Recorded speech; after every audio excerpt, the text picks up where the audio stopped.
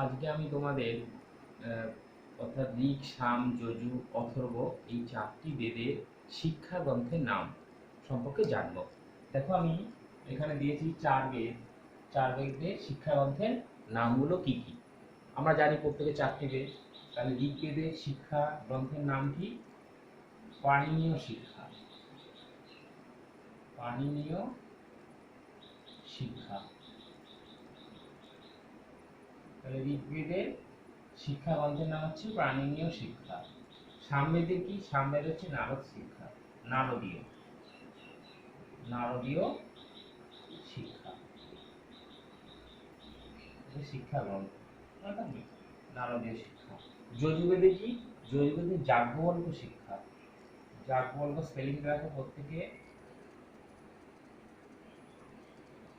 জফলা হবে, হ্যাঁ, যাজ্ঞবল্ক্য শিক্ষা।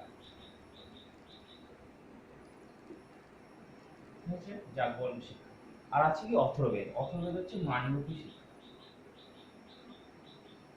দীর্ঘ হবে, হ্যাঁ, মান্ডুকি শিক্ষা।